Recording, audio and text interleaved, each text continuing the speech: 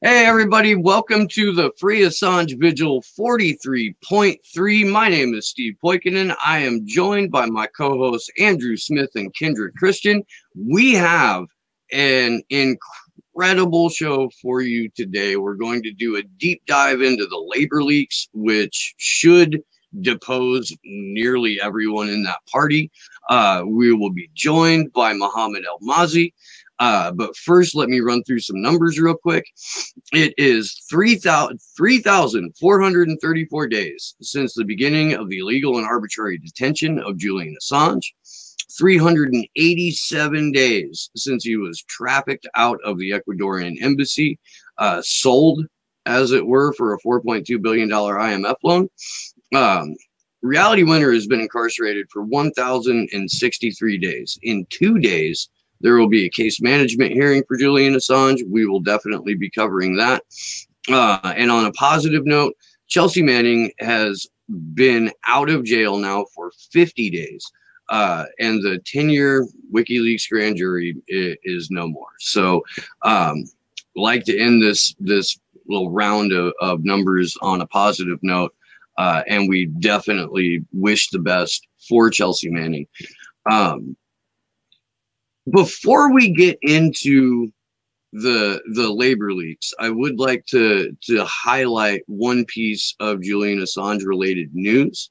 If we could go to the El País article and kind of walk through that a little bit, that would be cool, because this is written by Stella Morris.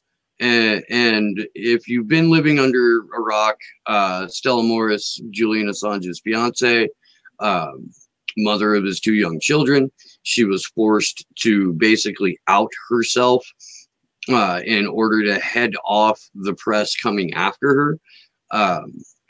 So it just, the amount of like courage that she had and the amount of fury that I have because this thing had to happen, about on par. Does anyone want to take the lead on this, or should I just go ahead? I can take the lead on it if you want. Go for it, buddy.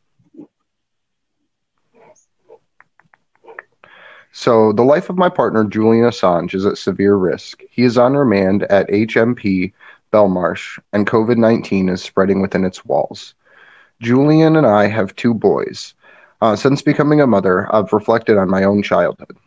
My parents are European, but that was when I was little. But when I was little, we lived in Botswana, 5 miles from the border of apartheid South Africa. Many of my parents' friends who came across the border, writers, painters, conscientious objectors, it was an unlikely center for artistic creativity and an intellectual exchange. The books describe apartheid as an institutional segregation, but it was much more than that. Segregation occurred in broad daylight. The adjunction, torture, and killing occurred at night. We were totally exposed. The forces operated in a legal and ethical vacuum that engulfed us. The foundations of the apartheid system were precarious, so the regime met ideas of political reform with live ammunition. In June 1985, the South African assassination squads crossed the border armed with machine guns, mortars, and grenades. As soon as gunfire burst into the night, my parents wrapped me in a blanket. I slept as my parents raced as my parents raced the car to safety.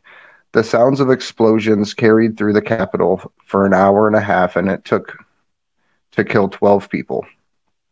The first person to be killed was a very close family friend, an exceptional painter. South Africa claimed the raid had targeted the armed wing of the ANC.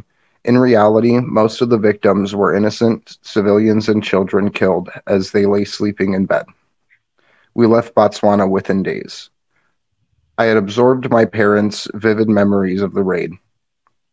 If the terrible night shaped my perceptions of the world, the incarnation of the father of my children, surely marks theirs. Forming my family with Julian under the circumstances was always going to be difficult, but our hopes escalated but our hopes eclipsed our fears. Initially, Julian and I managed to carve a space for a private life. Our firstborn visited with the help of a friend. When Gabriel was 6 months old, an embassy security contractor confessed to me that he had been told to steal the baby's DNA through a nappy, which is a diaper. Failing that they would take the baby's pacifier, the whistleblower warned me Gabriel should not come to the embassy anymore. It was not safe. I realized that all the precautions I had taken for piling layers onto layers of disguise to my bump to change my name would not protect us. We were totally exposed. The forces operating in a legal and ethical vacuum had engulfed us.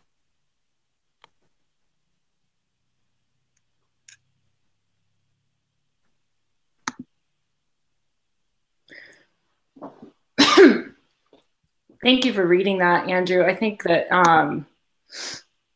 this article is quite affecting. Like moving even, further down, I really, one of the parts that struck me was even at the very end where she said, it's not just our family who suffers from the infringement of Julian's rights. If our family and Julian's lawyers are not off limits, then nothing is. Excuse me. The person responsible for allegedly ordering the theft of Gabriel's DNA is Mike Pompeo, who last month threatened the family members of lawyers working at the International Criminal Court.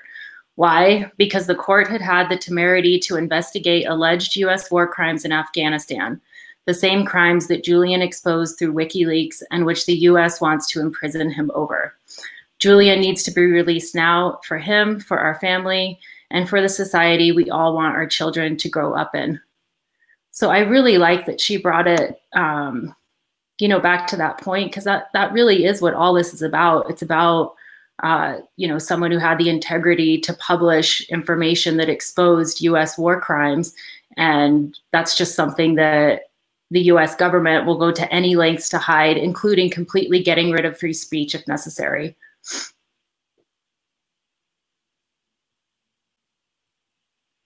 And as a parent, here, I'm trying to put out some promotional tweets. Mo, you've been more on the ground than anyone else out of obviously us because we're in the States. What is the general sentiment in the UK journalist community about the Stella Morris outing herself, about the revelations that she's been able to give us over the last few weeks, and specifically, what is your take on the CIA, Mike Pompeo, and the State Department ordering a DNA test from a dirty diaper?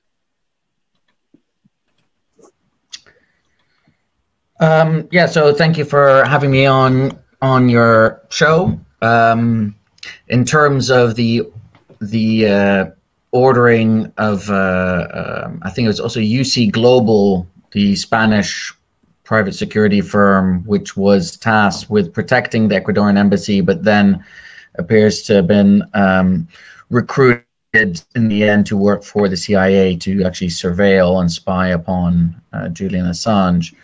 Among the various things that were discussed, there's the seeking out of DNA, which I suppose I understand why. They want to see if there is a biological connection between Assange and the baby. What do I think about that? I mean, I would say that's clearly illegal. That's clearly illegal conduct. Not that anybody is on the horizon of being prosecuted for that. It's, to borrow a phrase, shocking but not surprising, especially when you see some of the other allegations by two whistleblowers from UC Global, that among the things that started to be discussed with the CIA included the possibility of kidnapping Assange out of the embassy or even poisoning him. And those are discussions that they allege in their witness statements that were being had between the CIA and elements of the security firm UC Global. So it fits in line with that sort of theme, that pattern. In terms of the reaction of the news from Stella coming out and identifying herself as Assange's partner and the mother of his child. Well, as with many things on the subject, it's been mixed, right? So not as much, at least as far as I can tell. I mean, she might say otherwise, obviously being on the receiving end, but not as much piling on as perhaps I might have feared. Some of us might have feared.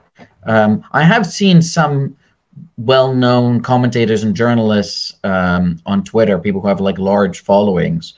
When it first came out, when it was first revealed that he'd have a relationship with her, it was mockery, I think, and contempt from some of them.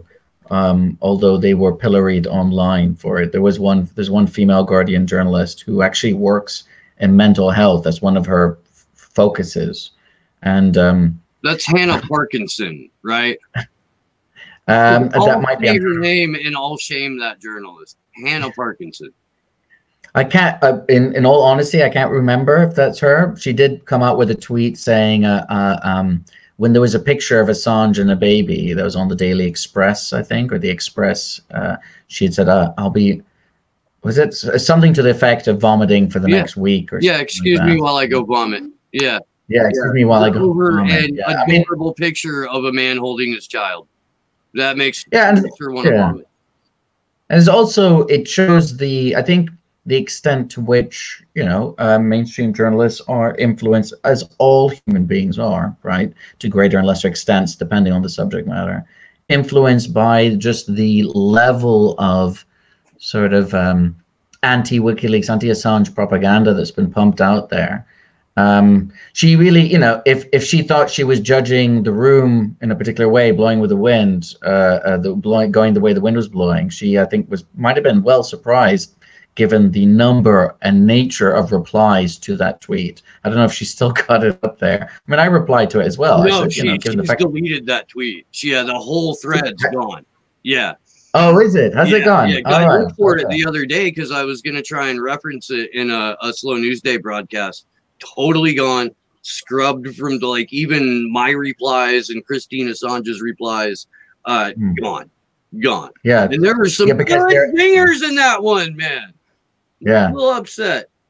I think I might have taken a screenshot of it on the assumption that it might be deleted when I started to see the replies. I'll check my, I'll check my phone if you can remember the date when she put it out there. But that once again, that reflects because I had followed it for a while and she hadn't deleted it. So that just reflects the level of and the nature of the responses. I mean, I just pointed out the fact. I said, hey, look, here's somebody that the UN says, the UN expert on torture says has been psychologically tortured, right? Who's been kept there arbitrarily for years. Work in one of your specialties as a journalist is to focus on mental health, right? You don't see sort of a contradiction there.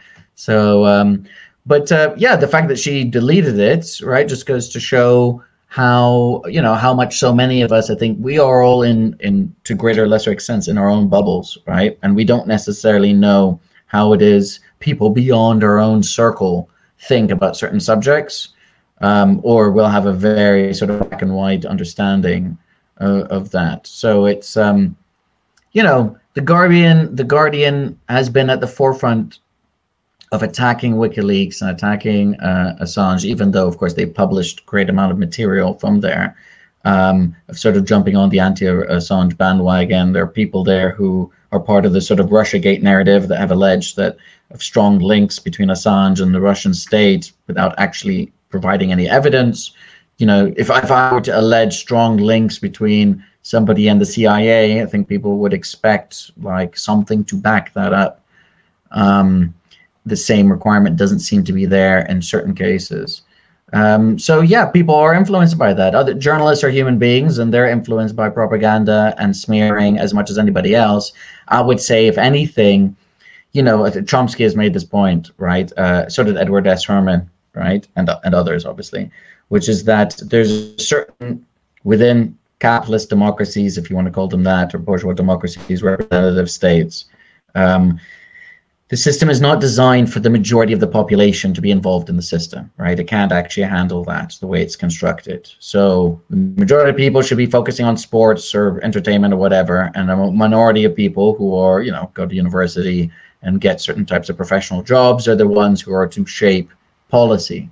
And so they're the ones for whom it is most important to be indoctrinated, and they're the ones for whom it is most important that propaganda is targeted against, right? Because they're the ones who will ultimately shape or help to shape one way or another policy, societal policy.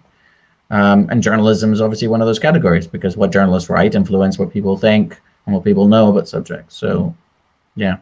I think too, with that tweet, you know, and it being deleted, it's such a stark contrast from what, you know, what is needed, which is like, for instance, Nils Meltzer, who also was mistaken about Assange, but who instead took a different path, you know, rather than,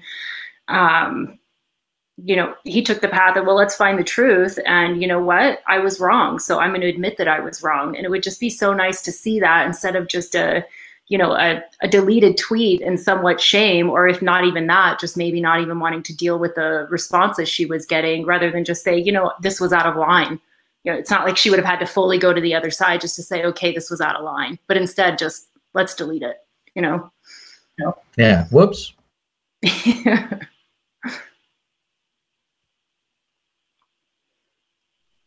damn it, that was dead air. Josh always yells at us when we have dead air. You guys can't hear Sleepy Josh yell at us. Josh yells at us when we have dead air. And real quick. So I just real quick. Go ahead.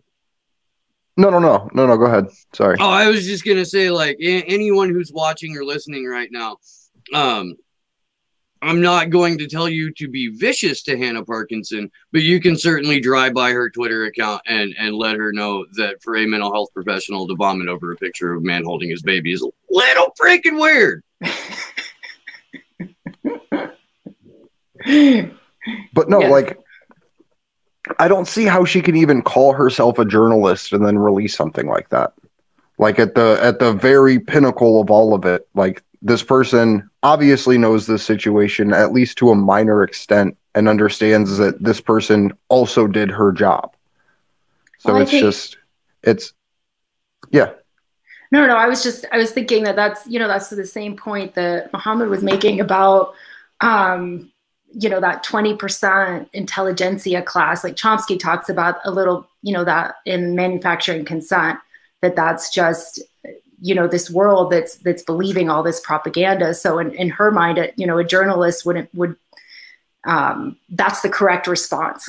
You know what I mean? That we know that Wikileaks is, we know that Julian Assange is, you know, a bad guy, or, you know, a cat abuser or whatever. So this picture of him holding the baby can't possibly be true. You know what I mean? Like, it's that kind of violent reaction to things like that, because in her mind she has a lot of premises that are false, you know, so an inability to even react properly to something like that. Yeah, so trying to get better media coverage is actually part of what we have going on right now for the actions for this week. I've been dropping it in the Restream chat, but basically every week now we're going to be putting out a different set of like 3 to 5 actions for people to take. This week it was contacting media outlets for better coverage, supporting journalists and activists that have been targeted themselves, and also signing and sharing petitions.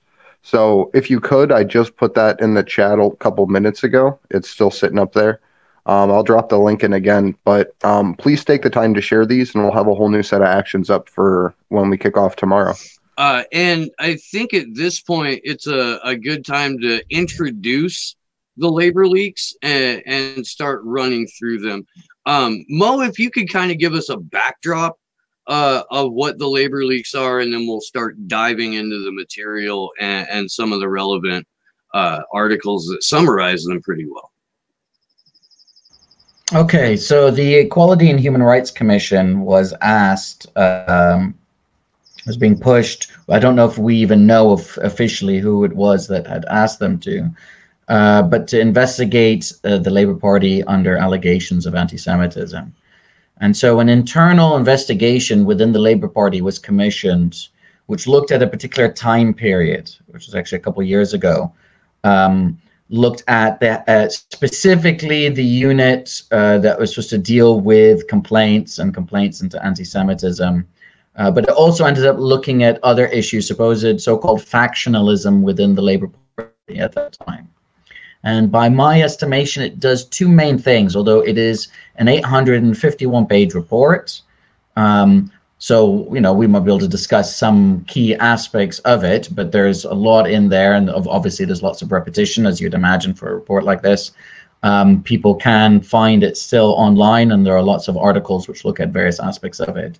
But within it, so the two main things, if I could broadly describe them as it reveals that there was active sabotage of the left, of the pro-Corbyn elements within the party, and of the party itself, deliberate sabotage of the party's chances in the general election in 2017. And second, it unfortunately nonetheless reinforces some of the same by claiming certain things and as being anti-Semitic. So there are people who were suspended under the sort of a veil of vague accusations of anti-Semitism, a number of them who were themselves Jewish, and they're actually nonetheless referred to in this report, and it just sort of takes it for granted. You know, just sort of like one of those things might be that, you know, anti-Zionism is anti-Semitism, for example. It doesn't explicitly state that as far as I'm aware, but it does put that into the kind of, there's the general kind of vibe. So that would be the negative thing that it does. The positive thing that it does is it reveals, I mean, I said this before, but it bears repeating because this is probably where the focus will probably likely be of our discussion. Active sabotage of the party's chances of winning, deliberate, willful active sabotage by elements within the political party, both unelected within the bureaucracy, allied with elected members of the party, to prevent the Labour Party from winning the general election in 2017. Labour lost by like 2,250 votes. It lost the ability to win a majority. So we live in a parliamentary system here where if a political party wins enough seats throughout, enough parliamentary seats, then the political party which has a majority of seats in the Houses of Parliament is then asked by the Queen to form a government, to form, you know, to take on the executive branch of government, as it were.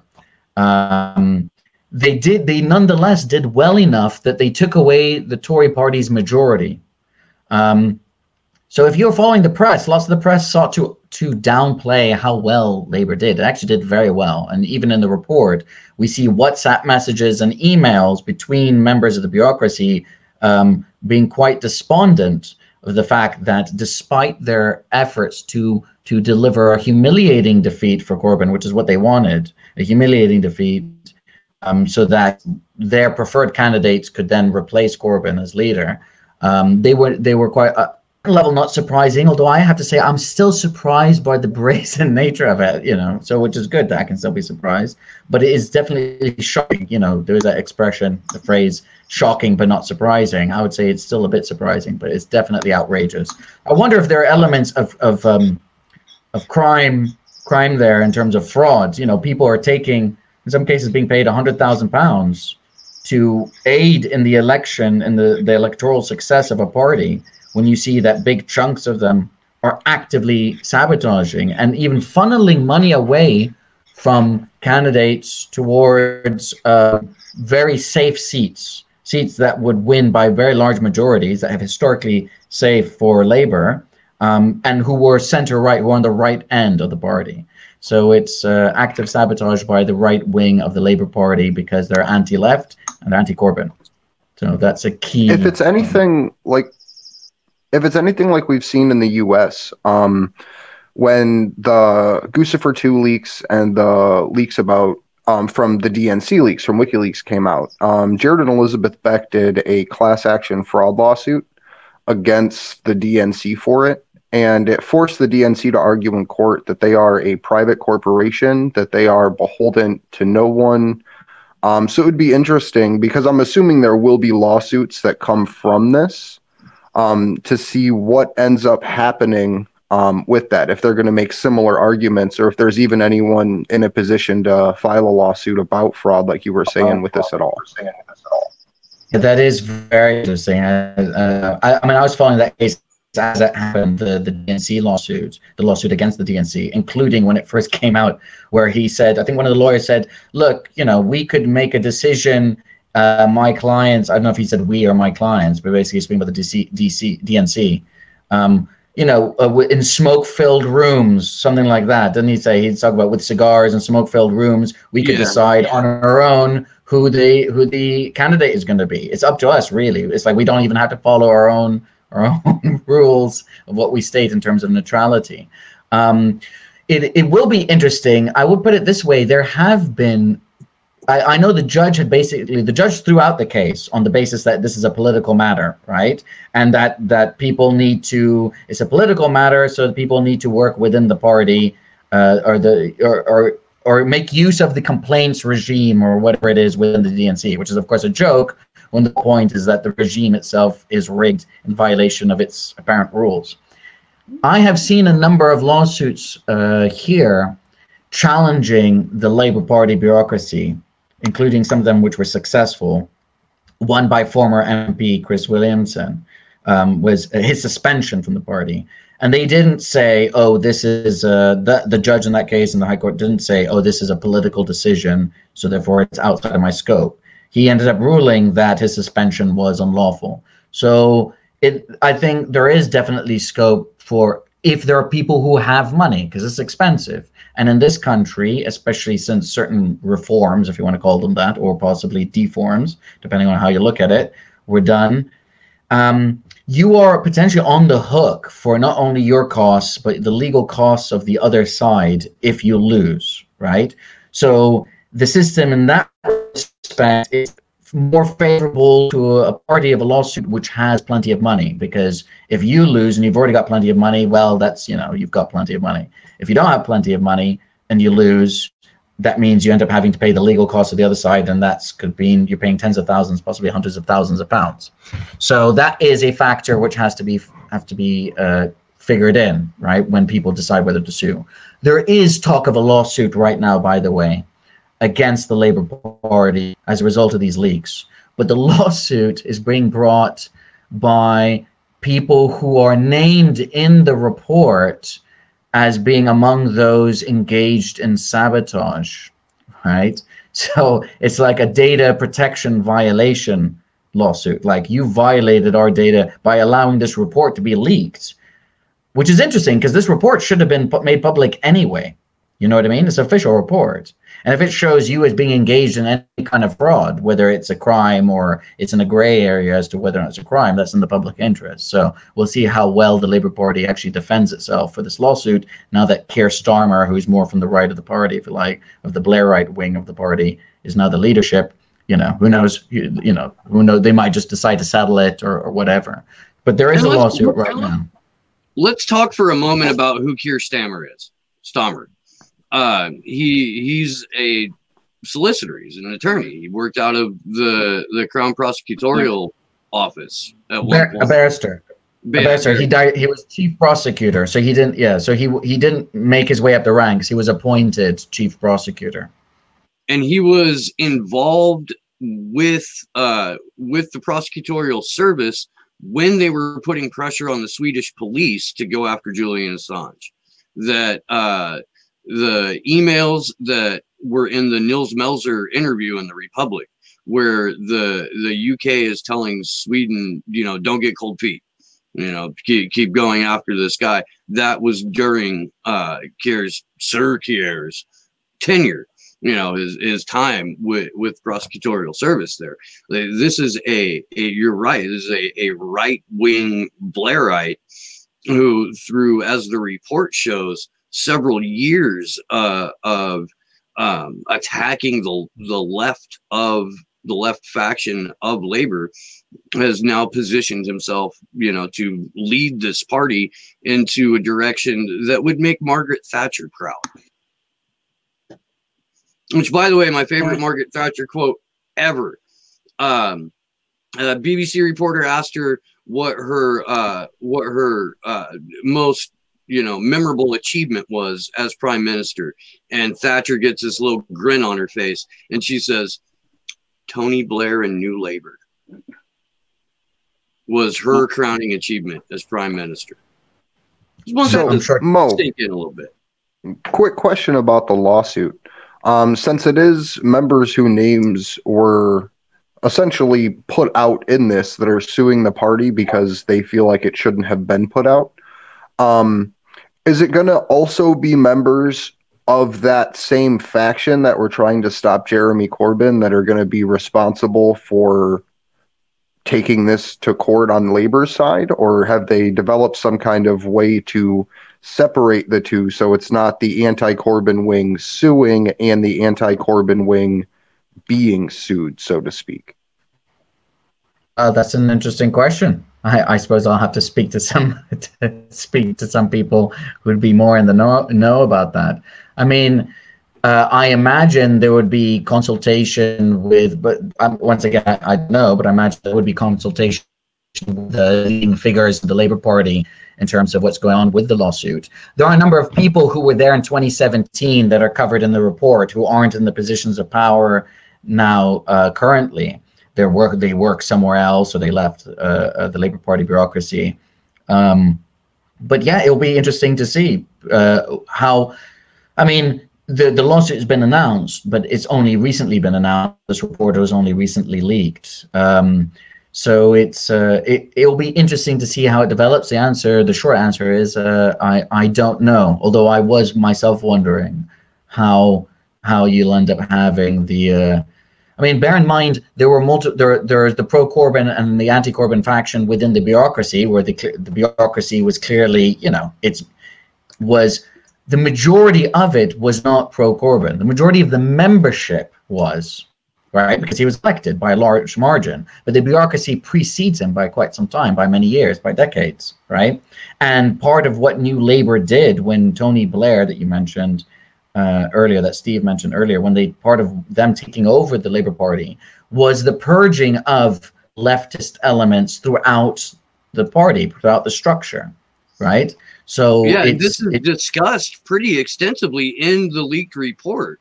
The amount of new people who came into the Labor, they're referred to as either like Greens or communists or Trotskyists, and a slew of much more negative terminology that's being used throughout this report. Josh, if you could please pull the Sky News article that along with Novara Media, these two outlets basically broke their report, and I want to kind of go through their bullet points real quick as to what they were talking about. But to set it up, the investigation, which was completed in the last month of Jeremy Corbyn's leadership, claims to have found no evidence of anti-Semitism complaints being treated differently to other forms of complaint, or of current or former staff being motivated by anti-Semitic intent. What that basically means is they're sort of trying to sweep this under the rug. Let's go down. However, Sky News understands party leaders have told General Secretary Jenny Formby the report entitled "The Work of Labour Party's Governance and Legal Unit in Relation to Anti-Semitism 2014 to 2019 should not be submitted to the Commission due to fears it could damage the party's wider case." Of course it would, because contained within it are conversations in 2017, which appear to show senior staff preparing for Tom Watson to become interim leader in anticipation of Mr. Corbyn losing the election. Conversations which it is claimed show senior staff hid information from the leader's office about digital spending and contact details for MPs and candidates during the election. Conversations on election night in which members of the group talk about the need to hide their disappointment that Mr. Corbyn had done better than expected and would be unlikely to resign. Discussion about whether the grassroots activist network Momentum could be proscribed for being a party within a party. scrolling down here a little bit. Conversations between senior staff in Lord McNichol's office in which they refer to former director of communications Seamus Milne as Dracula, and saying he was spiteful and evil, and we should make sure he's never allowed in our party if it's the last thing we do. They refer to Corbyn's former chief of staff, Carrie Murphy, as Medusa and a crazy woman and a bitch-faced cow that would make a good dartboard. The fuck? These are all the liberal centrists, by the way. These are all the people. They're like our version of your Clintonites and Joe Bidenites. And, yeah. They're the people and the near Tandons, and they're the centrist, sort of like third way liberal, sort of corporate Democrat, but also just people who they're not left, even though the Labour Party is, originally has its origins among people who were genuine socialists, as well as people who are, shall we say, left nationalists and elements of business and what have you. These people are not, they're much, they are very much of the centrist corporate view. And they have real foul mouths, actually, the way they speak. And they're the people who are the first ones to tone police the left or tone police anyone else, and to sit there and be like, we demand civility and unity in this moment. That's true. And one of the other things the report shows is that because of their obsession with Do we lose you, Mo? I think we lost him. Mo, if we lost you, please jump back in. I'm going to go back to this thing here real quick. Responding to messages cited and the allegations made against him in the report, Lord McNichol said the energy and effort that must have been invested in trawling 10,000 emails rather than challenging anti-Semitism in the party is troubling. So fuck this guy, really, because the weaponization of the term anti-Semitism over the last several years is a deliberate operation that the Lib Dems, the right-leaning Labor people, Tories, and in this country, establishment Democrats and to an extent Republicans have implemented in order to silence real and accurate information about what goes on in the ideology of the political movement of Zionism. Zionism is not Judaism. Zionism is not, it is a political ideology with a very long history that began before the state of Israel was established. So for this to become weaponized and for this to be used to oust Chris Williamson, to try and kill the candidacy of Jeremy Corbyn, which it apparently successfully has not once but twice, that weaponization of anti-Semitism is just ghastly, I guess. And it shows the parallels between the so-called liberal political parties here in the U.S. and over in the U.K. about how it isn't about policy, it isn't about people, it isn't about democracy, it is about continuing the legacy built by establishment and pre-existing governmental power, to where in the labor leaks, it literally shows us the same way that the DNC leak shows us that it's about preserving the power of the establishment and curtailing any voices that may speak out otherwise. And that's not even that. Go ahead. No, I was just going to say that's so true, Andrew, because I think one of the things that stood out to me, just to bring home that point, is the comment, and I can't remember who it was that said it in here. I'm sure we'll go over it, but the people have spoken, bastards. Yeah, that's right. It just shows that that's, it's like they've completely lost sight of what the purpose is of any party at all in the first place, which is to represent the people. Well, can I, the one point I would disagree with, because I would agree that it shows very much how power structures exist to perpetuate those which created them or which have fully kind of taken them over, right? So that's absolutely true. The one thing I would say when we say it's not about policy, I would say it is, in the sense that these people genuinely, you know, just as there are those of us who generally maybe, I don't know, are generally right-wing libertarian or generally on the left, or what, you know, have those genuinely held beliefs, genuinely socialist and where the direction they think that the world needs to get towards, etc. There are those who genuinely disagree with those as well and genuinely hold their beliefs. You know, so neoliberalism isn't like a fake thing. It is, you know, or liberalism. You know, they genuinely do oppose left-wing policies. You know, so there are people who will call themselves, and this has been the case for even 100 years, who will call themselves socialists, who actually promote nothing more than social democratic policies. Although even now, what's been promoted are social democratic policies, which are just on the left end of the liberal spectrum, and that is just seen as way too much for these people because the time has moved on. They're of the neoliberal era. So the thing is, they are actively campaigning for what for the class interests and the ideological interests that they support, and therefore undermining it doesn't matter that people were quote unquote democratically elected.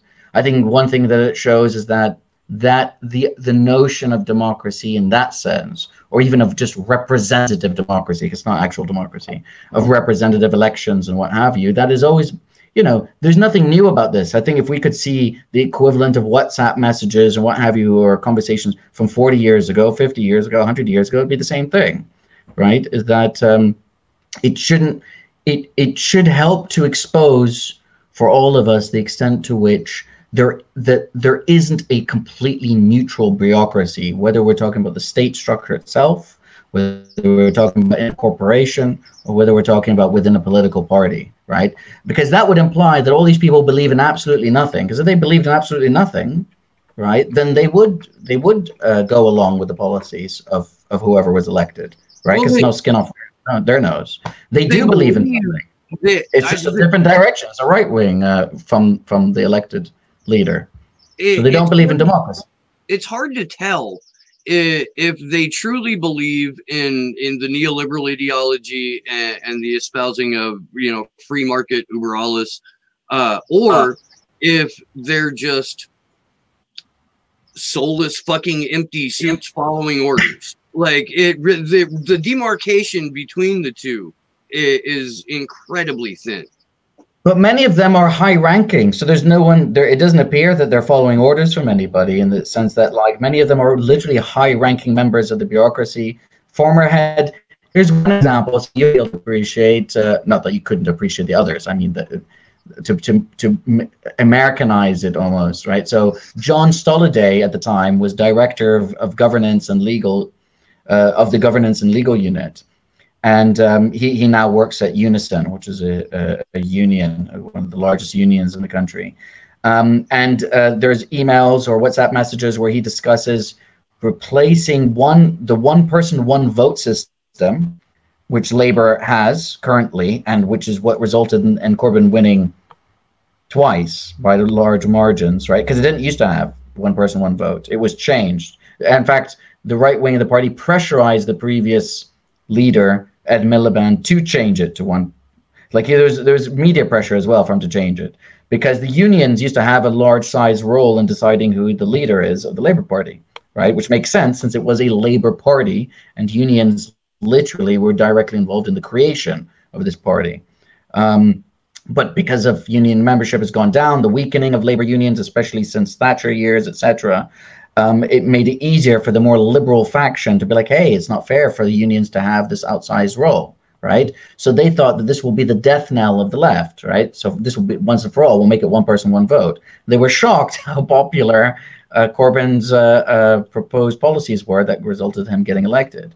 So John Stolliday proposed a return to the electoral college system, as known as electoral college rule change, which you'll be able to appreciate because you have an electoral college in your country, right? So to move away from a popular one person, one vote towards an electoral college system. And this is the head of the legal department. This is the director of it, of the Labour Party bureaucracy. So it's like, I suppose, you know, from our perspective, they're soulless. From their perspective, the status quo is just fine. It'd just be better if they were in charge rather than the Tory party in charge. You know what I mean? Like, the main problem is that we need to get back into government, but with our views, right? Not with core, because otherwise, what would be their problem? Why would they be so actively campaigning to sabotage the left, right, in the party? They're actively campaigning because they do not support those policies. They don't support nationalization of the railways. They don't support a shift in his foreign policy objectives, right? And for different ones of them, it'll be different issues. Everybody on to the left of Gordon Brown is smeared as a trot, right? If you're not Gordon Brown, who's basically a neoliberal as well. He was to the left of Blair, but that doesn't mean anything. You know what I mean? He represented, like, he was supposedly opposed to the Iraq War, right? And his faction within the Labour Party that supported him also opposed the invasion of Iraq. But he stayed as chancellor, right? He could have resigned. That would be a big deal. The second most powerful position in government resigns with the Iraq War. He obviously wanted to be prime minister more than he opposed the invasion of Iraq, so he stayed on. So it really does give you insight into how naive it is to think that, or whatever term you want to use, to think that a system which has been designed within a certain political, social, and economic model, that it will exist to support anybody. And I think there are lessons to take from this for the wider political system as well. This is a specific type of left critique of electoral politics, but the electoral system itself is not designed to be democratic, right? It's designed, it was designed and chosen and evolved within certain political, social, and economic systems. So feudal, and then proto-capitalist, and then capitalist, right? It was not designed to give voice to the vast majority of people to actually change, not just give voice, but actually shape policy. And I think part of the issues that people have to see is the extent to which we can just wait and depend on the right politicians to take over government. And then once they win, because I spoke to MPs about this, like lefty MPs on Labour, when it still looked they might win. And I said, how much discussion are you guys having about how difficult it's going to be to govern, even if you win in a majority, right? Like the idea that the bureaucracy is just going to sit there and take your commands, right? That the intelligence services, that the military bureaucracy, that, there's an excellent article written in Declassified, you guys should check out, where it talks about how there was active sabotage of Labour, active collusion with the press and the ranking members of the British military constantly leaking, British military and the intelligence services constantly leaking against Jeremy Corbyn, constantly, right? These are the kinds of things that, like, in theory, a liberal democratic state shouldn't be allowed because the military is supposed to be neutral. But that's, he's much closer to power than, say, Sanders, right? Because he's actually the head of a party in a parliamentary system. And all it takes is to win a majority and then you're in government. But one thing I was arguing, the point is I put this to these MPs and they were saying not at all. I was like, capital strikes, finance capital goes on strike. They start transferring money out of the country. You start having sabotage of the economic system by the capitalist class like you do everywhere else, historically, like we saw in Venezuela as well. How much are you guys preparing for this reality that you're not going to have the police force, the military, and chunks of the civil service bureaucracy on your side? And it was literally not at all. These aren't discussions that are being had. Because I suppose if you're going to be a member of parliament for a long time, you have to believe in the system. And Corbyn is a believer in the system, right? That it is possible to achieve socialism through electoral politics. I leave it to our viewers to determine on their own whether or not they think it is realistic. I have a question for you. How do you think that now this, this right-wing faction in the Labour Party that's moved, what are their main differences then with the Tories? What do they still disagree on?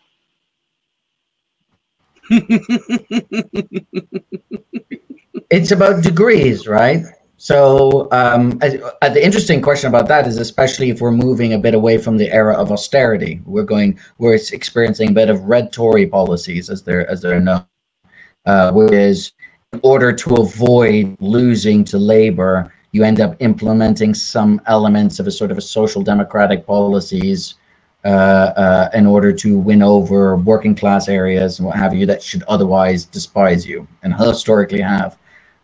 That's actually something we're seeing here in the U.S. too, that political shift where you have Donald Trump now expanding Medicare to cover anyone who gets affected with coronavirus.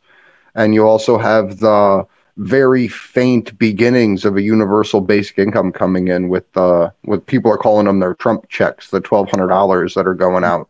And even as far as the payroll protection program for small businesses, where those aren't policies that were championed by the left-wing so-called socialist elements of the American political process, where it was the right wing that fit those in, while the left wing was giving out trillions of dollars to banking institutions. Yeah, so over here you have strong links between the Blairite wing of the Labour Party and finance capital, but then again, those links have always existed with the Tory Party as well. So the differences will be of degree. Part of it is that pressure within the Labour Party can mean that you can get better things on, you could bring an end probably to cuts on like social welfare programs, because there's just been horrendous level of cuts to our programs, which provide support for people who have disabilities and people who are incredibly poor, who despite working can't even pay rent. I mean, it's just obscene how much of your salary ends up going to rent here. Vacation is not just a problem for parts of London. It's like, practically part of the country. The idea that you end up to 50% of your salary easily on paying rent, right, is mad. And where most people do not earn that much. So, it's because of the fact that the Labour has unions and still has, like, within its bloc, and still has to cater towards certain parts of the country, of its membership. I would say that let's say Keir Starmer were to get to become prime minister, you'd probably see an end to, although we may be seeing an end to austerity anyway, right? That has run its course. But you'd probably see an end to austerity. You'd probably see an end to all the cuts to various welfare benefits. One report, which has been peer-reviewed as far as I'm aware, came out a couple of years ago, argued, and this is in either the Lancet Medical Journal or the British Medical Journal, I can't remember which one, that there are 120,000 excess deaths as a result of the implementation of austerity. So that's human beings who would otherwise still be alive, at the time of writing the report, who have died. And that is a hell of a lot of structural violence that we're talking about, because it's not like they're arguing that people from the Department of Health are going around shooting people in the face. This is that, right? So this is that you're cutting back so much that support that people would otherwise aren't getting. So piling on anxiety and stress and lack of medical support and loss of income and what have you, literally putting people in an early grave. And of course that affects the poorest, the most vulnerable, the most, right? And this is spread out across the kingdom, mind you. That's a lot of people to be killed as a result of policies, which we know historically do that anyway. If you look at post-Soviet Russia, if you look at Eastern Europe, when these policies, which weren't called austerity back then, they were called structural adjustment programs, pushed by the IMF and backed by the United States and Britain, which is privatize everything, right? You eliminate any kind of social welfare programs, privatize the healthcare system, privatize lots of public assets. These shock doctrine policies, as they were called, shock therapy, the faster you do it, the higher the death toll. And you actually saw a massive decline in the male rates of longevity, like a statistically significant decline in Ukraine and other parts of Russia, and it's been seen elsewhere. So it's not like we didn't know what austerity does, and it wasn't called austerity then here. But it's the same policies, right? You privatize public assets and you cut down on social welfare programs. So we'll probably see a curtailing of that. But it is an excellent question, especially now as we're hearing that Keir Starmer is, he's announced himself as being unequivocally supporting of Zionism, right? So that is a signal now that whatever criticisms and pushing away from the pro-Israeli position of the Labour Party is now shifting back to that. He also appears to be coming on the side of not criticizing India for its actions in Kashmir, despite a vote in conference to do precisely that, saying it's up for them to deal with. I don't know if you know like historically what's been going on there between Pakistan, India, and Kashmir. And so, yeah, he does seem to be trying to take things back to the direction of where things were under Blair. But like I said, so that makes it, what's the difference between him and then the Tories? Well, you could argue the same thing with the Republicans and the Democrats. It's a matter of degree. The one thing that we don't have as much is that with the Republicans in the United States, you have explicit anti-science positions, not just on climate change, but on anything, on loads of things. And they're much more socially reactionary on a woman's right to control her own body and a right to have an abortion and things like that, access to contraception. Don't really have that here within England and Wales, within the right-wing party. I mean, it was David Cameron as Prime Minister who oversaw shifting from the right to have civil unions in same-sex marriages to just completely saying that marriage is between either a man or a woman or a member of the same sex. So it's the right-wing party that did that here, right? So there's more similarities, even I would say, between the right of the Democratic Party and the Tories than there are between the right of the Labour Party and the Tories than there is between the right of the American Democratic Party and the Republicans, because we don't have. If that makes sense. This conversation because you this morning you had sent me a number of articles out of the Tribune magazine, and one of them is the Blairite roots in the leaked labor reports. If we could get that on the screen, we can kind of go through just a little bit of it to underscore what we're talking about. And then I would like to pull up a couple of the screenshots of the labor leaks, and I will then share from that 851-page document a handful of pages. Are we up, Josh? Awesome, thank you. The 2017 manifesto contained a swath of broadly social demographic policies that many in the party were surprised to learn were extremely popular with the electorate, because, as we've discussed, these people kind of live in their own neoliberal bubble, and the thoughts of the peasantry don't necessarily seep into their realm.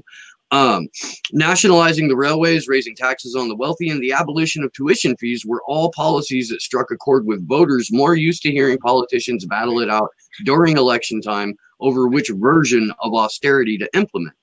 Its senior members of the staff reacted to the manifesto with utter horror. A WhatsApp exchange detailed in the report shows staffers reacting to John McDonnell's announcement of an increase in corporation tax by exclaiming that they can't quite believe it. Responding to the announcement of public ownership of rail, another said such policies look like Trots doing what Trots do. Aside from their apparent misunderstanding of the nature of Trotskyism, such statements suggest that the party's anti-socialists hold views that place them not simply to the right of most members of the Labour Party, but also to the right of most of the electorate. The question then presents itself, what are these people doing in the Labour Party at all? And this is where the exploration of the Blairite roots of this come into play. But I think this kicks off a larger discussion, a larger question with the reality that in the Five Eyes countries, particularly, but certainly, you know, globally as well, the disconnect between the people who are in positions of perceived or real power and the electorate, or the, you know, the rabble, me, you know, it is so overwhelmingly stark that you have to question the legitimacy of the electoral system as an entity, as a whole. And I think that, you know, two clearly rigged elections here in the U.S., back-to-back presidential elections, a 2017 Labor election where the party tried everything they could to sabotage the candidate and then wound up succeeding in 2019, along with ousting Chris Williamson. There are people questioning the legitimacy of the system in the UK. Is it just factions of the left, or is this sort of become a public discussion? So I can't So I'll just say what it is that I've come across, but bear in mind, for me to give a proper perspective on that would require like a kind of census-like research, which I can't claim to have done. You know, it's interesting. You mentioned Chris Williamson. He is working on developing sort of his own like a movement, a movement that is not linked to a political party and it's not linked to the Labour Party. And this is a guy who's been a member of the Labour Party for 44 years, right? You know what I mean? So he obviously believed in the system for many years. And he wrote an article, I think it was it published in the Morning Star, which explicitly said, you know, talks about the sort of limitations of so-called representative democracy or electoral politics, and talks about the need to develop movements and organizations outside of that system to be able to push for change. So there are definitely, I think there's definitely appetite. There probably will always have been appetite. It just goes up and down depending on what's going on, right, around you. So in that respect, I have seen people questioning the legitimacy of the system. But, you know, the old saying, does it come from Orwell? Those who control the past control the future, and those who control the present control the past, right? So what do you think about what's possible is quite often determined by what you know about your own history or about our history as human beings, right? So when I try not to do it too often, but you know, when I'm in discussions, I'll quite often end up saying, you know, representative democracy is it's sort of a con, the term, even representative democracy, like 150 years ago, nobody would have used it, right? So the idea that a republic, some kind of representative democracy, would have been scoffed at, would have been laughed at. And same thing, the idea that Britain was a democracy would have been laughed at. A democracy is what we could refer to as being a direct democracy. Today, that's the term we use, right? Where where chunks of everyday people would be directly involved in having a say. Whereas a system where you elect somebody who then has, officially speaking at least, the power to decide policy and do anything about it once they're elected, that is by its very nature and its design oligarchical. It's not democratic. So you cannot have a representative democracy in that sense, right? And that's by design. You could have a delegate-based system like they have in Rojava in northeast Syria, where people who are elected are delegates, they're not representatives. So if they end up voting on a policy with the other delegates that violates the what you've granted them, their community has told them that they can do, that policy just gets reversed, right? Because they're a delegate, they're not allowed to do that. And it does happen sometimes, right? Where you've exceeded your mandate. That's not the case with a representative. I could tell you that I guarantee and swear on my soul that I will vote in favor or against a bill, and then I get elected and I vote in favor of it, and there's nothing you can do about it unless you're going to vote against me in the next election, right? And we're told that's representative democracy. So yeah, there are people who do question that. The point is, how do you, on the one hand, how do you take disenchantment with the system, but then turn that towards productive means? Because you can have loads of people saying the system is bullshit. People have been saying that for years. You know, when Tony Blair won, I don't think you had millions of people who didn't vote, right? And you still have millions upon millions of people who don't vote, right? So it's people becoming disillusioned can also just turn into them being disaffected and saying they're all the same, there's nothing we can do. And then people just leave the party. And I don't think people like Keir Starmer have a problem with the fact that people are now leaving the party because they're disillusioned. You know what I mean? They want people to leave the party. They find those people to be a pain in the ass. So, you know. There's a couple of sections in that leaked report that talk about like lower membership does us better. Yeah, and I think we've seen the same thing with the Democratic Party, right? Which is low voter turnout is shown to be better for the Republicans generally. Medium voter turnout is seen as being better for the sort of centrist Democratic Party candidate, and the highest level turnout is associated with doing better for candidates who are at least perceived to be most on the left of those options, right? Yeah, it's the same thing here. Social democratic policies, when they're polled, when you don't associate them with anybody, and you just say, "What do you think of these policies?" Whatever you and I may think about them, when they're polled, they're very, very popular across the board. across demographic groups and people. It doesn't matter if you call yourself a conservative or what have you. When you say, what do you think about just straight up nationalization without talking about democratizing the institutions, what have you, you just say nationalizing the railways, nationalizing the telecom industry, nationalizing the weapons manufacturing industry, nationalizing utilities industry, nationalizing all these various services. We're talking about 60, 70, 80% approval rating in the country. I saw a report by the Legitim Institute, which is like a market fundamentalist, everything should be private institute, right? One of those sort of, private is always better, right? Very free market oriented. And they did their own research survey. And that's what they found as well. This came out a couple of years ago, I think 2017, because they, whatever they may say publicly, right? The capitalist class need to be sort of informed about what the hell's going on in the country, right? So there are people who serve those interests.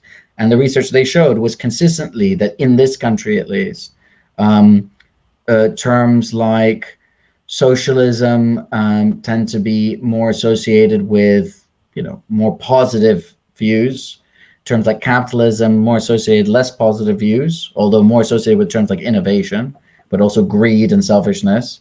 And overall, the population across age groups and across the country support the kinds of the way they poll it. They didn't say, what do you think about democratizing institutions so that they're controlled by the workers and then sort of working in tandem with the government to provide a post-capitalist system, right? They don't ask that. They just say straight up, what do you think about these things being nationalized?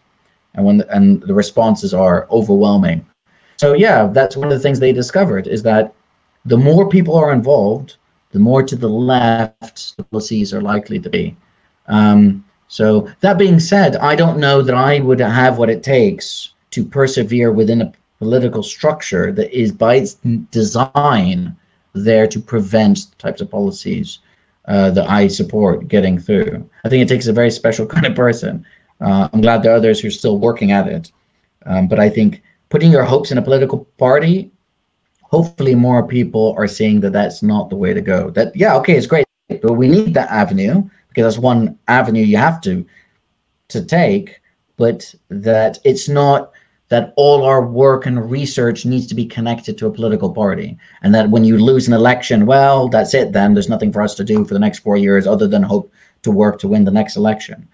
I think that it's ahistorical to see prior successes, if you think social democratic reforms are successes, to see them as being purely coming from political parties. They came because of mass pushes from the economy itself, right? From mobilization and organization from the population, right?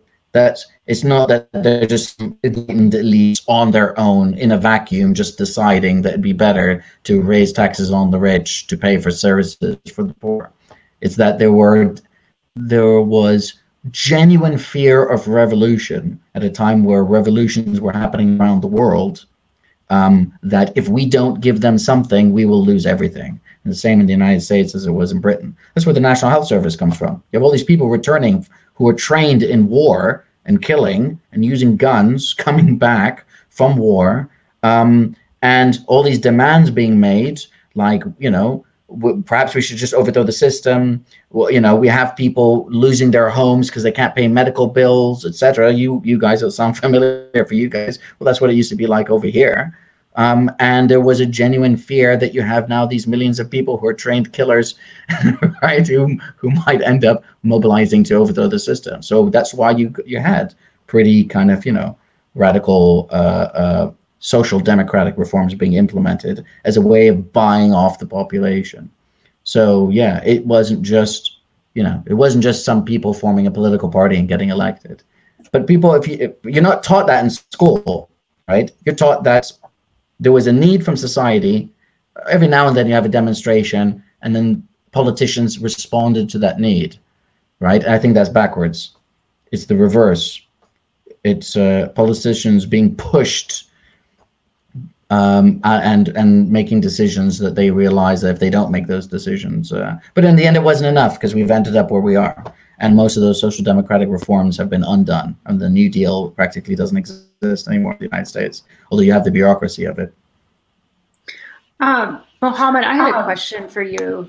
Let's see.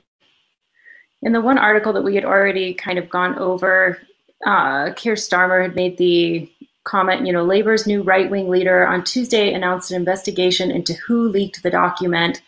The content and the release of the report into public domain raise a number of matters of serious concern. Do you think this is just going to be pushed under the rug and, directed towards the leaker and the problems with this document even coming out rather than the issues that have been raised in it? That's my fear, and that does look like the direction that it's going in.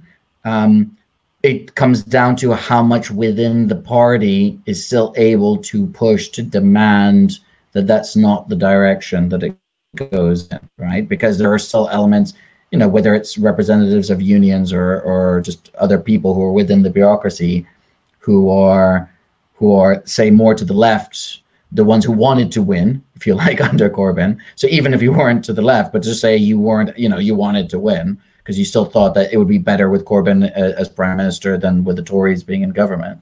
If there's enough pressure, that's what it comes down to, right? So Keir Starmer was director of public prosecutions, and a man named Ian Tomlinson, a news agent, was hit by a police officer with a billy club, or the equivalent, if you like, and he died. He died of a heart attack, and it was caught on camera.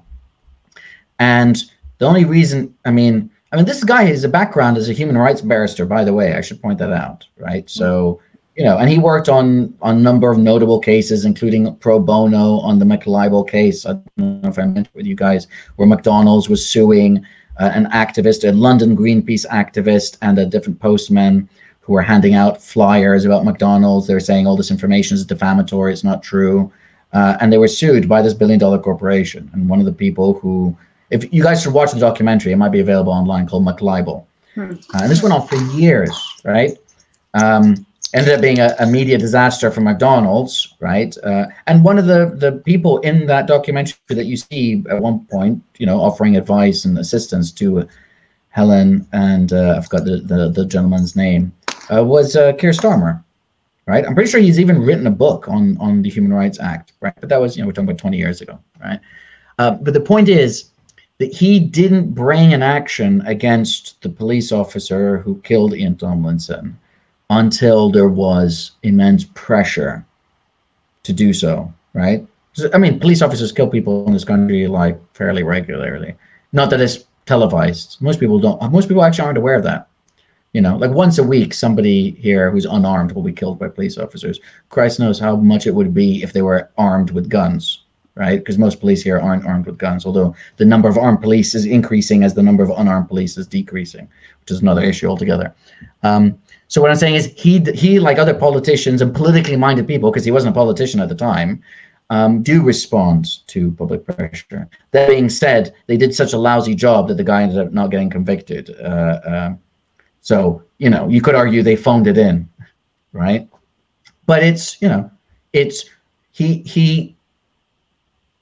would say that, well, I'm not going to repeat myself. I already repeated it 3 times. Yeah. That is the direction it looks like it's going in, whether or not, and it ends up being a complete whitewash and they just focus on the person who leaked the report rather than on the contents of the report, will come down to how much pressure there is from below and within the structure itself to demand some form of accountability.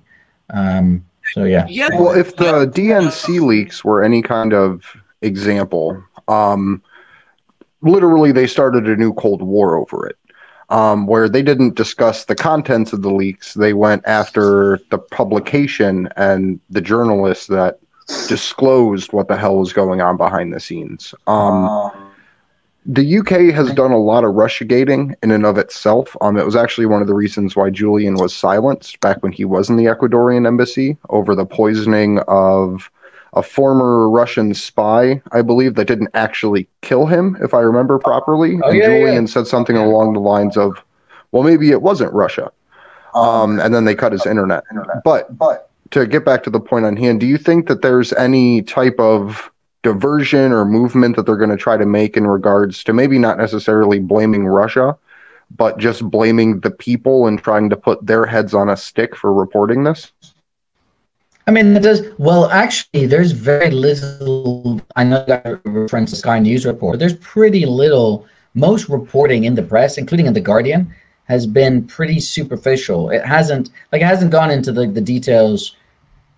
I don't know how many members of the public, everyday members of the public who consume news, are aware of the fact that a report leaked which shows active sabotage of the Labour Party by the right wing because they did not want the pro-Corbyn elements to win. I don't know if they know that and of the kinds of things being put out there.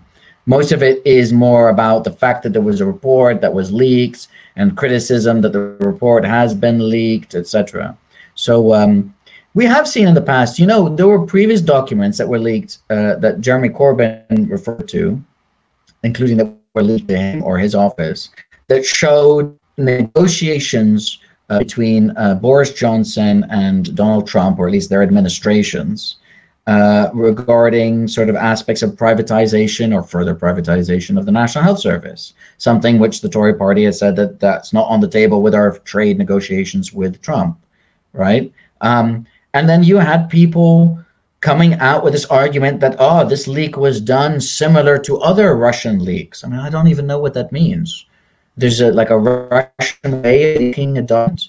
So yeah, I mean, that's a tried and tested method of like, instead of dealing with the contents of a leaked document, you either attack the messenger, or in this case, the alleged conduit, because it was never shown to be the case, right?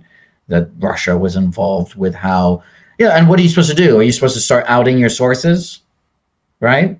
Because the only way you can prove is you'd be like, well, actually, it was John Smith, who's a member of the Ministry of Health, who leaked this to me, right? If you do that, first of all, nobody will ever leak anything to you ever again. And then you can open this person up to criminal prosecution under the Official Secrets Act, right? So it's, and they know that you won't do that. They know proper people won't do that, won't out their sources. So is it possible? Sure, but it's also just as possible that they just, you know, this is not a news cycle anymore. You know what I mean? We just won't focus on it. It's, you know, there's all kinds of ways that news can censor, and one of them is just to, or spin things, but it can also just not report. I don't know how much you guys have seen on the subject. You know what I mean? Like when it came out, it was kind of a big deal. There are those, I mean, Novara Media, that's a lefty alternative site, right? Other sites that you'll see it mentioned, the World Socialist website, well, the name speaks for itself right there. Like us, other places that I've read stuff about it, the Tribune, right? These are not mainstream establishment sites. No, yeah. In my course of trying to pull information on this, I found that I was a little bit surprised because of how massive a revelation, or a series of revelations are in these leaks. How few outlets ran with it, and the ones that did were sort of shaming the idea. The mainstream outlets that ran with this, the legacy or whatever media you want to call it, were sort of shaming the so far unnamed leaker for, you know, trying to take down labor. It was seen as like an attack on Keir Starmer and his, you know, I guess incoming leadership, rather than, holy crap, we need to address these problems within the Labour Party. Yeah, there was much more coverage of the contents of certain DNC leaks in mainstream press in the States during the election than there has been here. You know what I mean? So like things that Hillary Clinton had said in her Goldman Sachs speeches, if I recall correctly, that came from contents of emails. Was that from John Podesta's emails, or was that from DNC leaks? One of the two. Wait, I mean, which specific? Right. What specifically? Well, the email, the speeches. So we know lots of what she said in the Goldman Sachs speeches, or Goldman Sachs and other speeches from emails that were either in the Podesta leaks or in the Podesta hack, right? Because that was a hack, right? He was sent an email. He was sent an email with a link, and the head IT person or whatever had said in his response, it was something like, he should have said, don't click on this, or this isn't fine, but had in a typo to Podesta, it came off like, this is fine, you can click on this, just because he mistyped it, and Podesta ended up clicking on this worm, which ended up leaking his, resulting in, I mean, it's it just also shows like the level of incompetence. You think that if you're trying to tell somebody, no, this is a virus, do not click on this, you'd make damn sure that you do not make a mistake there. All caps, things like do not, right? But anyway, so yeah, that came out in one of the leaks, the leak/hack. But that was covered. There were loads of things I saw reading in the Washington Post and the New York Times and even some of the mainstream press. I think they felt they had to, maybe because it was election time period. But you had a lot more coverage of that in the States.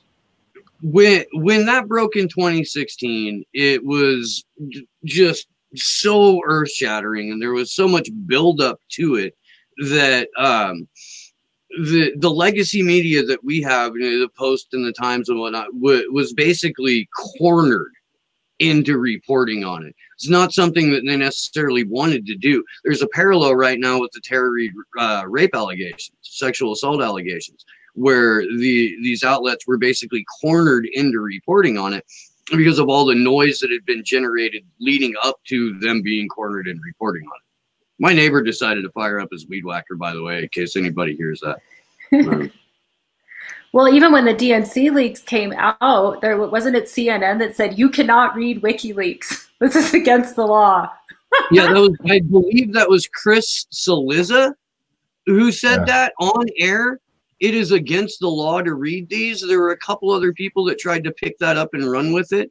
And the idea that someone sitting behind a desk at a media outlet can tell you what is and isn't illegal on the internet is ridiculous on its face. But we're through the net neutrality laws, they're killing net neutrality. We're setting the stage for limiting what people can read via ISP, not via U.S. law. I might have lost some people on that one. I don't know. I'll get Romplicone. I'll do it. I was about to say Romplicone is somebody that I've been watching who's been, pushing in California, working on the case of net neutrality in the States. Right when you said that, that's hilarious. Because I had him on. Well, that shows what level we're in. I'll have to get him back. So we had a question in the Chelsea chat. Manning's birthday vigil, and that was a great, like freaking 4-hour just love fest. But he hasn't been on the Free Assange vigil since. We should get him back. Andrew, you were saying we had a question for you in the chat while we're off topic here a little bit. How notable are the intelligence gathering apparatuses in the UK, like Bluetooth scanners in public spaces? And are there any talks of like airborne drone food delivery services or anything like that? Well, so there are restrictions in terms of flying drones in this country. There are also restrictions in terms of flying armed drones, but there is a push to get those restrictions lifted, and there's a regulator which is looking at the issue. So if people want to know more about that, they should go to Drone Wars UK, who actively campaign on that issue. In terms of like how notable are the intelligence agencies in terms of their gathering methods, I mean, the methods that you've described, I'm not quite sure I understand the question. Is it how widespread known among the public that this is what the intelligence agencies can do, or is it what is legal for them to do? So in terms of legality, lots of the things that were revealed by Snowden, including mass surveillance and computer and phone hacking, were explicitly authorized by the Investigatory Powers Act 2016, which was passed after the Snowden revelations, to basically retroactively legalize that which was being done by the GCHQ and some other intelligence agencies.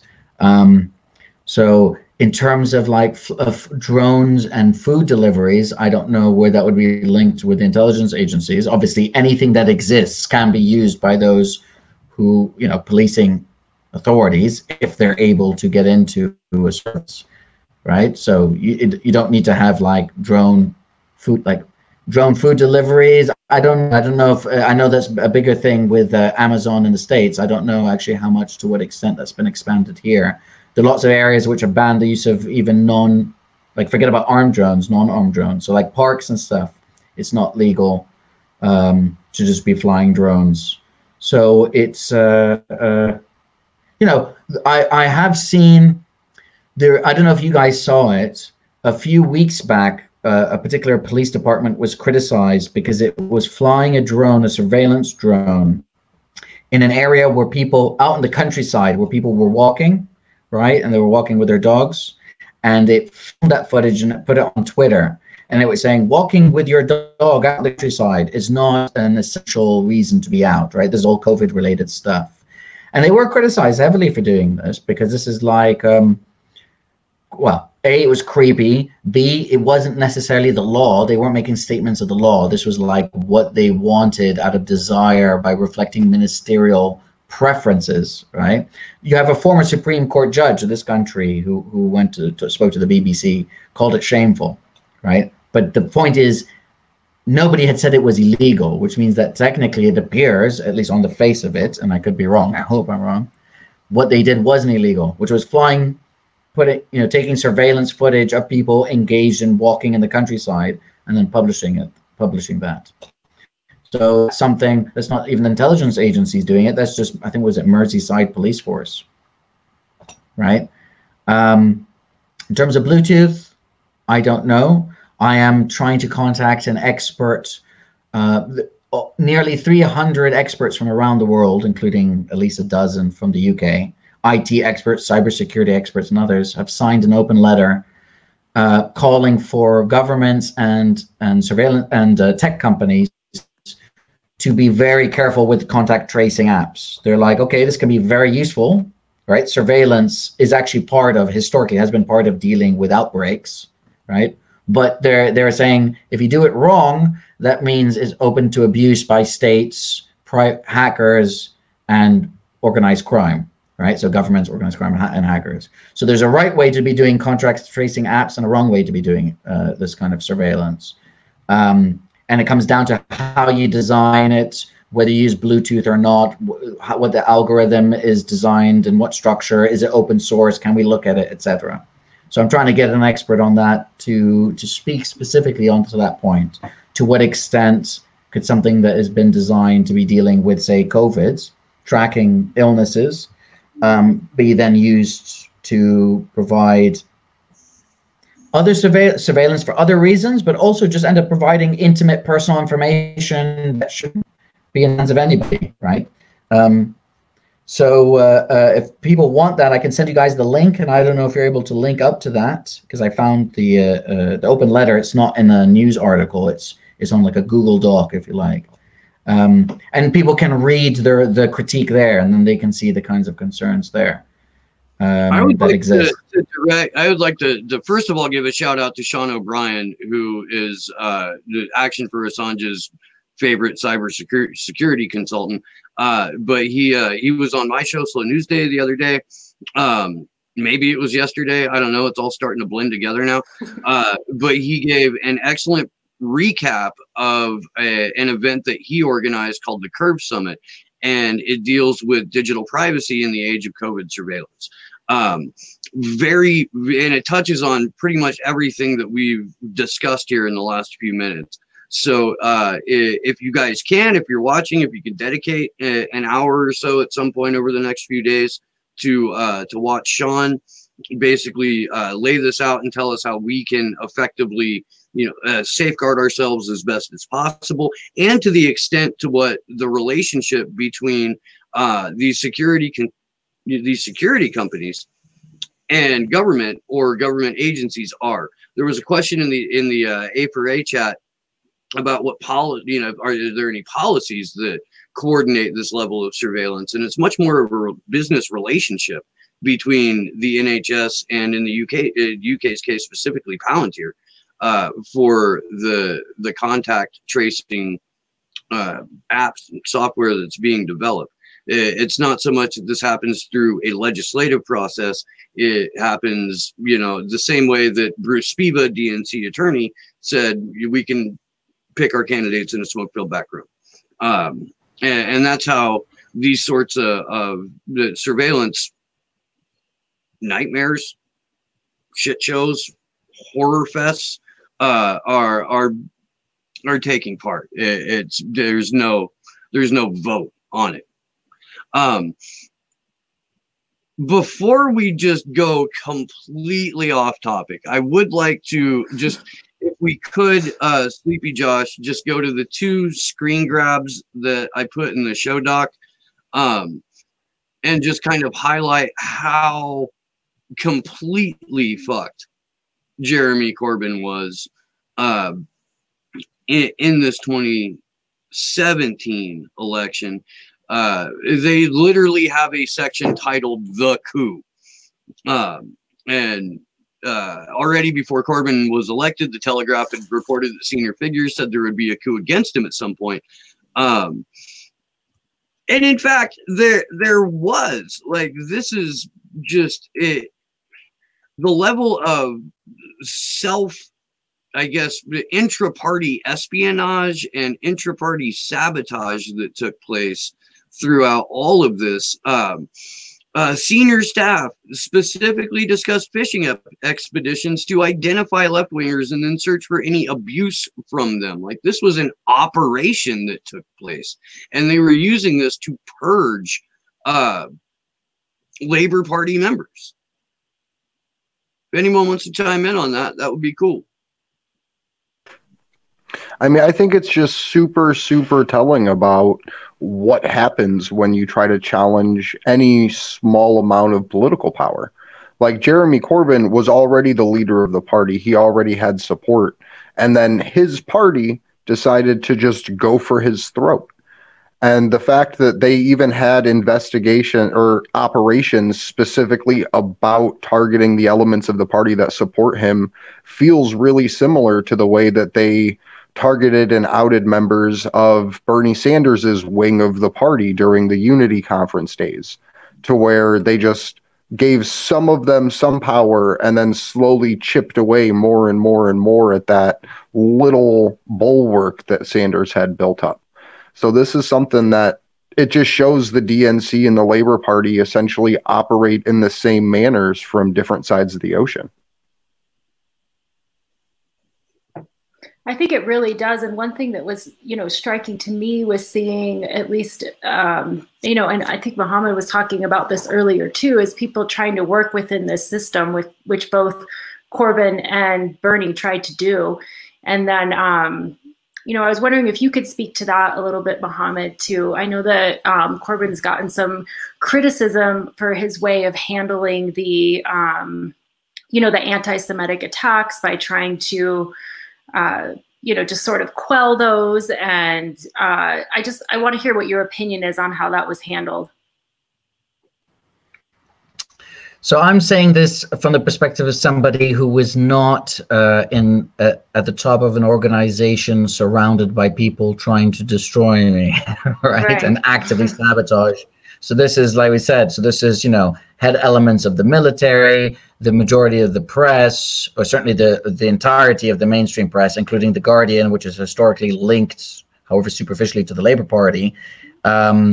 Just constant smearing, constant attacks, constant pressure then from even your own allies who have been advising you, right? So it shows the limits of this idea of great man theory, right, of history.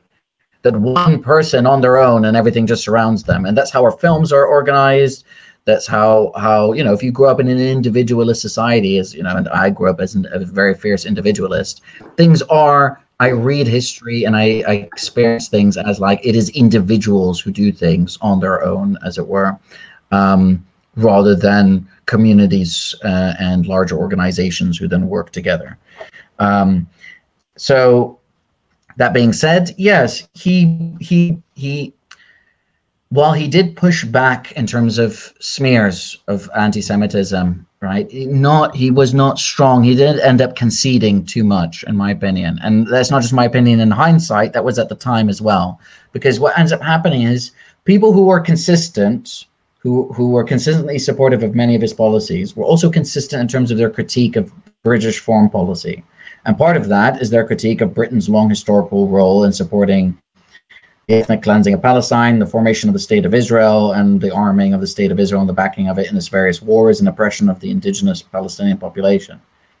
And so he's a long member critique of the State of Israel as well in the British foreign policy, right? So it's not that he doesn't have that internal critique, right? He's a member of the Palestine Solidarity Campaign, and a staunch with the Stop the War Committee as well. Stop the War. Oh my God, I've forgotten the next letter, but the Stop the War campaign as well.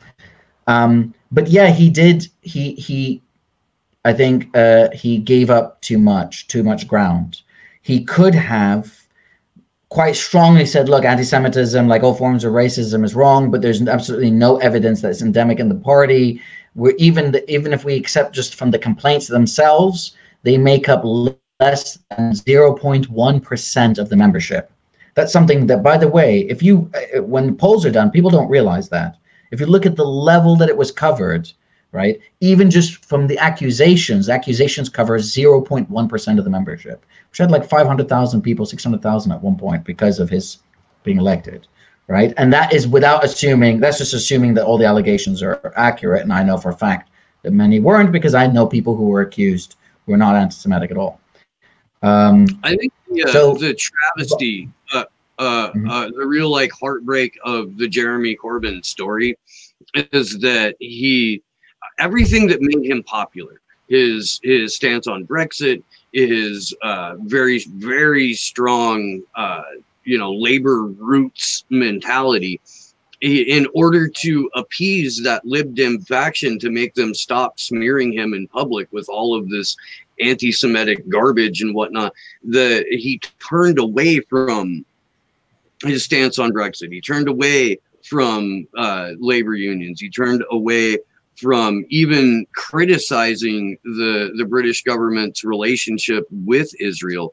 And that effectively made him weak as a fucking newborn kitten in the eyes of the electorate that had got him to where he was in the first place. Well, I think it was his failure to come out explicitly and back the people who were being attacked, as saying, these people, I've known these people for years, they're not anti-Semites, right? They're being smeared as anti-Semites. Criticism of the State of Israel, criticism of the founding ideology of the State of Israel is not racist, it's not anti-Semitic. And the Board of British Deputies, with all due respect to them, are not supportive of Labour's projects. They have a historical support for apartheid South Africa. So I don't know if you know them. They've sort of self-anointed speakers, representatives of like British Jewry, right? Jewry, Jewry, the British Jewish population, right? But they are reactionary theocrats. Yeah.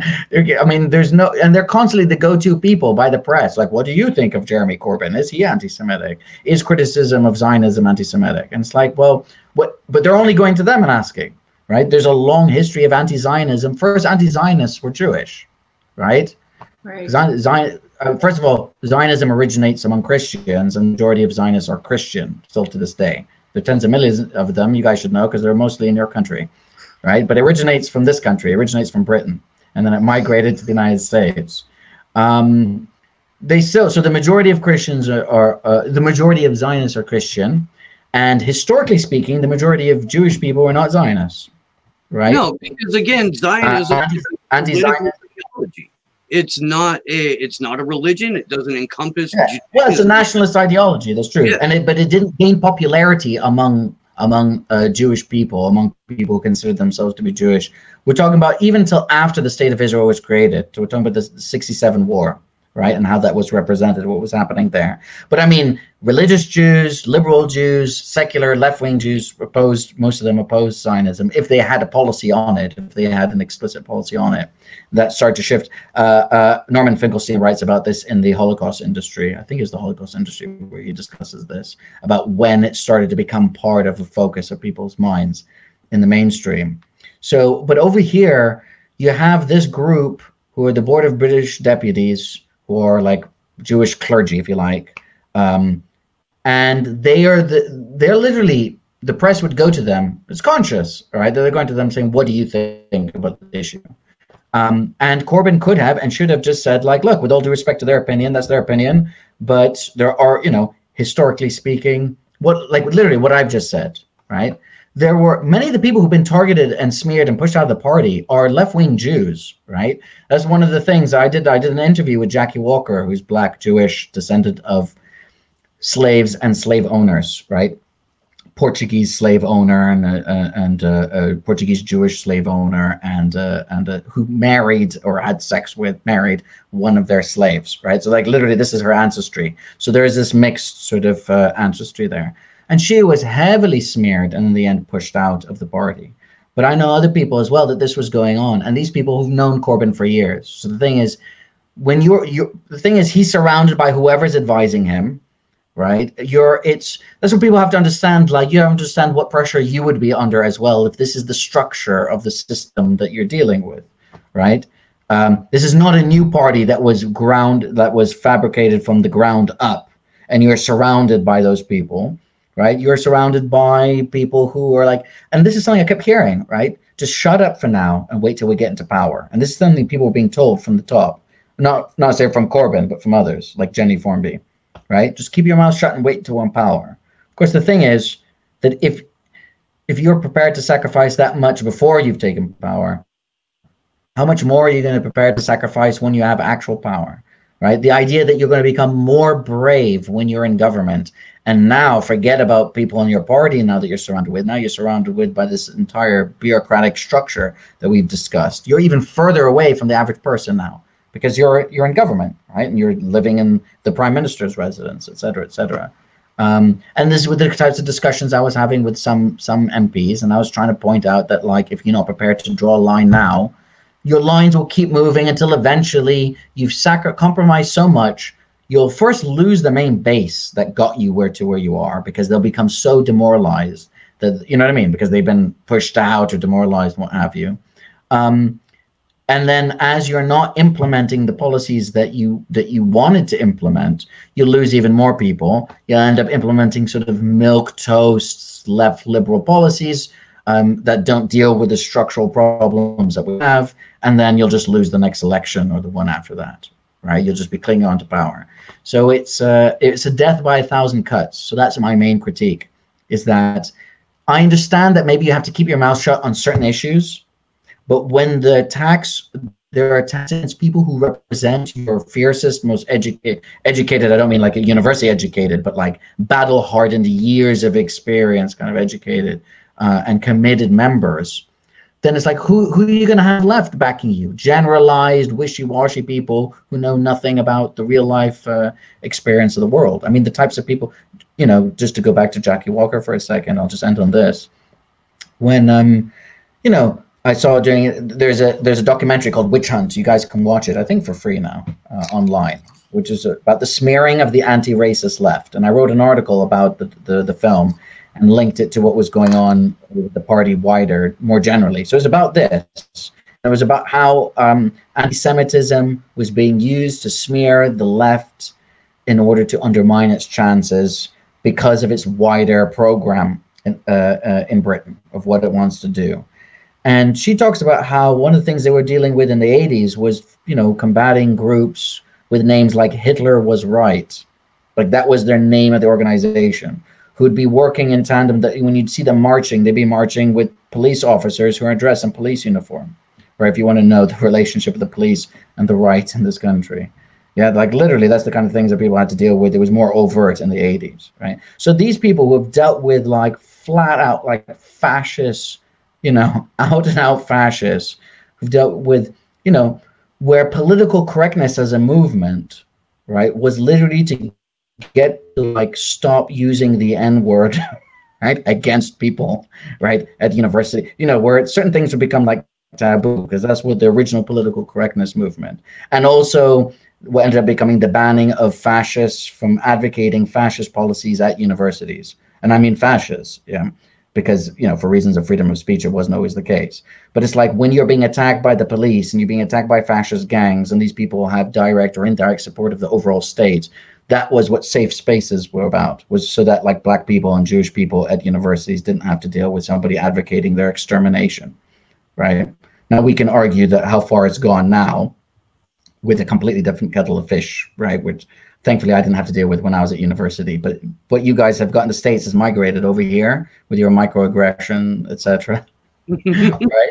And I know it comes from like a good place. I don't want to say it doesn't come from a good place, but that has migrated over here. Thank God I didn't have that when I went to universities. There was none of that. You're microflexing on me, bro. Yeah, and all of that. But you know, but that's where people can sort of, but in a certain sense, where you have such hyper policing of tone and terminology, what ends up happening is that you can't have proper conversations about things.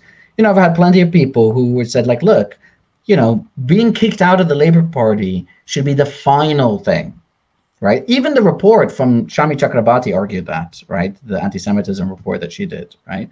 The racism investigation to racism, the Labour Party, which said that like it should not be your first course of action, right? It should be consultation, education. You know, you want to speak with people, right? Because otherwise you end up having a group, an organization is just people you agree with on everything. The reality is people out there have a mix of views, including racist views, or they might use racist language, but don't understand why it's problematic or whatever it is, you know what I mean? So those are the kinds of the practical difficulties that, and if you end up having an organization or any kind of policy of zero tolerance, okay, well, even how implemented zero tolerance? Well, we see how it was implemented the Labour Party. The majority of people who were suspended or expelled or investigated were people on the left, and many of them were Jewish. A great many of them are Jewish, and they're Jewish because they were older people who are no holds barred in their language, right? In terms of their criticisms, in terms of their description of the state of Israel. And these are just like old lefty members of like working class British Jews who end up being literally smeared as being anti-Semitic and then pushed out, or for using anti-Semitic tropes and things like that. So it's quite perverse, but it just goes to show that it doesn't matter what your intention of certain policies are. What matters is who wields power in the implementation of those policies. And if you haven't changed the structure of the system itself, then you should always be wary about granting that system more power to beat you over the head with, which is what we see with certain types of rules and laws. I realize I'm sort of digressing into certain to a different direction. Have you on? Anyway, I'll leave it there. I love the way you circular breathe through all of these answers. It's one of the more amazing things to watch in general. That's my ADHD. Right, that's because my Ritalin is wearing off. Right, so one of the more nefarious lies that we're told as voters is if you just get this person elected, then you can hold their feet to the fire. And what you've just illustrated, Mo, is that is absolutely the furthest thing from the truth. That once they're in a position of real or perceived power, they are exponentially more likely to become adherents to whatever the bubble speak is, and become further and further isolated from the people that get to them.